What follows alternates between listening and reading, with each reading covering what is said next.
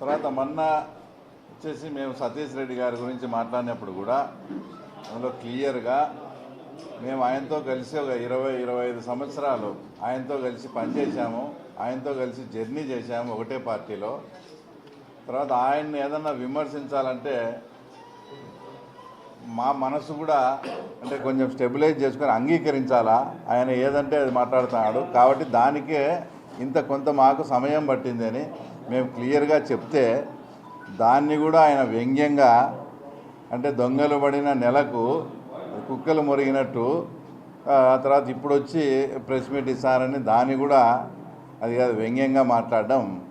ఇది అసలు అందులో ఆ సామెత కూడా తప్పే. ఆయన చెప్పింది దొంగలు పడిన 6 నెలలకు అనేది సామెత, అది కూడా తెలియకుండా దొంగల వల్ల నెలకు అన్నాడు.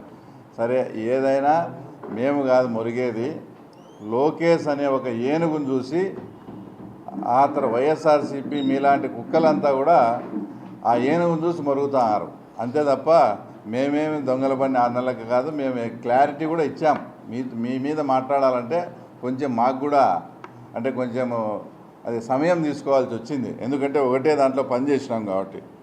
ఆయన ఇంకో మాట మాట్లాడుతూ నేను పార్టీని వదిలి వెళ్ళేటప్పుడు మొత్తం కాన్స్టిట్యున్సీలో అందరికీ చెప్పినాను, నేను ఇంటికి రమ్మన్నాను చెప్పినానని.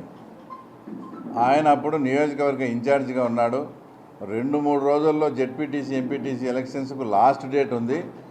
అందరినీ ఫోన్ చేసి ఇంటి దగ్గరికి రమ్మంటే ఎలక్షన్ గురించి మాట్లాడదామని అందరూ పోయినారు. ఆ తర్వాత నేను కానీ ఇంకా కొందరు చాలామంది తెలుగుదేశం పార్టీలో ఉండే ముఖ్య నాయకులు ఎవరు ఆయన ఇంటికి పోలేదు. మాకు అప్పటికే తెలుసు ఆయన ఏదో ఇంకా పార్టీ నుంచి వెళ్ళిపోతున్నారని.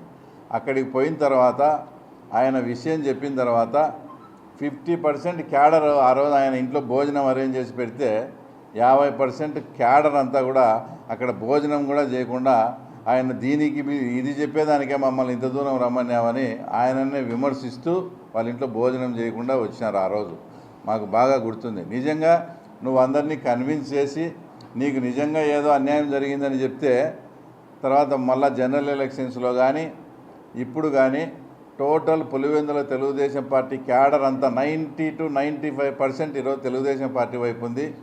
ఆయన సైడ్ ఒక 4-5% ఏమైనా ఉందేమో. మరి నిజంగా ఆ రోజు అందరికీ చెప్పి నేను కన్విన్స్ చేశాను అనేటప్పుడు నీకు నిజంగా అన్యాయం జరిగిందని తెలుగుదేశం పార్టీ కార్యకర్తలు ఫీల్ అయినప్పుడు తెలుగుదేశం పార్టీ క్యాడర్ అంతా కూడా సతీష్ రెడ్డి వైపు వెళ్ళాలి కదా.